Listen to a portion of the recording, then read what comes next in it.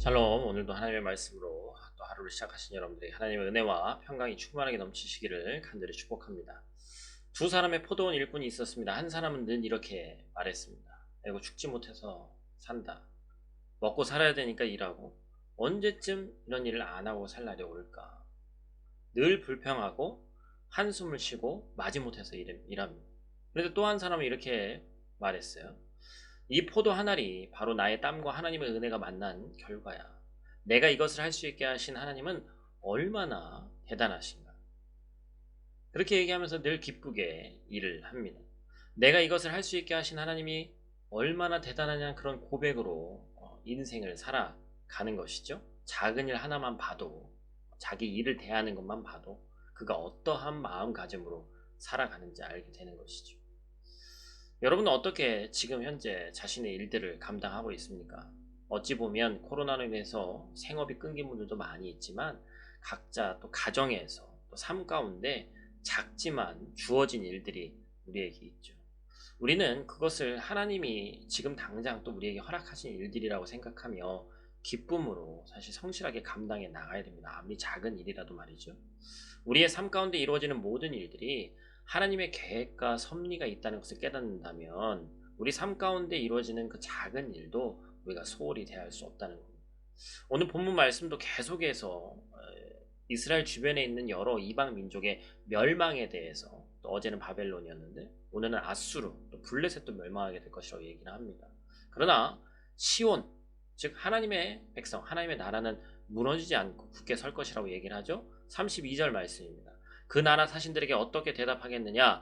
여호와께서 시온을 세우셨으니 그의 백성의 공고한 자들이 그 안에서 피난하리라 할 것이니라. 하나님께서 예루살렘을 지키시고 구원하신다는 것. 시온은 하나님의 임재와 보호를 상징하는 그런 단어죠. 여러분, 하나님의 경영하심은 막을 수가 없습니다. 27절 말씀에 보니까 만군의 여호와께서 경영하셨은지 누가 능히 그것을 패하며 그의 손을 펴셨으니 누가 능히 그것을 돌이키랴 라고 얘기를 했습니다. 여러분, 경영하다로 번역된 이 히브리어 원문을 보면 결심하다, 계획하다 라는 뜻을 더불어 갖고 있습니다.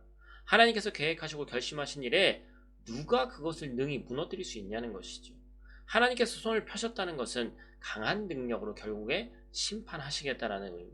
즉, 하나님이 심판의 계획을 세우시고 그것을 시행하시고자 하는데 그 어떠한 세력이 하나님의 뜻을 막을 수 있겠느냐.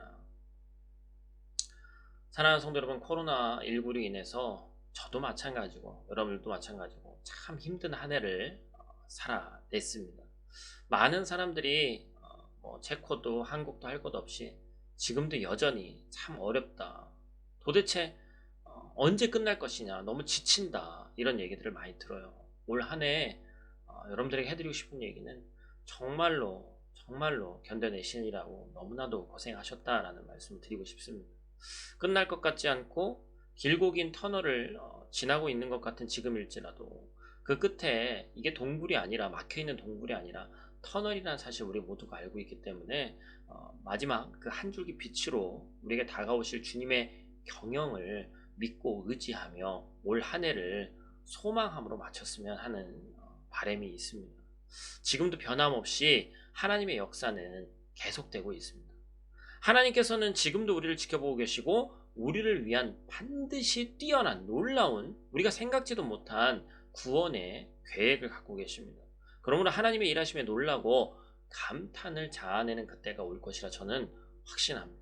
우리가 하나님을 향한 신뢰를 잃어버리지 않기를 원합니다. 우리의 인생을 경영하신 하나님을 온전히 굳게 믿고 흔들리지 않으시기를 축복합니다.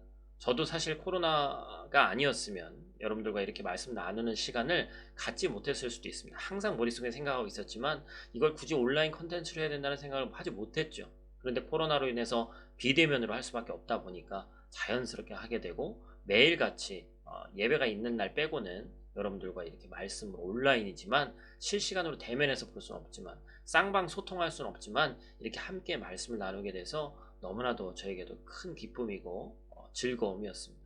여러분, 새로운 또 새해에는 새로운 말씀으로 여러분들에게 또 다시 한번 또 오도록 하겠습니다.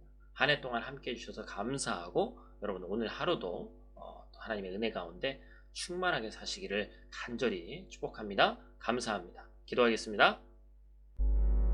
하나님, 감사합니다. 하나님이 내 인생의 최고의 경영자이심을 잊지 않게 하여 주시옵소서. 하나님 외에 내 눈에 좋아 보이는 의지할 만한 대상이 얼마나 많은지 모릅니다. 하나님, 그럼에도 불구하고 그 유혹을 이겨내고 우리 하나님 아버지만이 지금의 상황을 이겨낼, 또한 내 인생의 앞으로 큰 아픔과 고통 가운데 유일하게 바라봐야 할 해결자임을, 구원자임을 우리가 잊지 않는 귀하고 복된 주의 백성들 될 수 있도록 하나님 함께하여 주시옵소서. 그 하나님만을 평생 의지하기를 원합니다. 하나님, 우리 사랑하는 성도들 끝까지 이 믿음의 경주를 완주하게 하나님 도와주시옵소서. 감사를 드리며 예수님 귀하신 이름으로 기도드립니다. 아멘.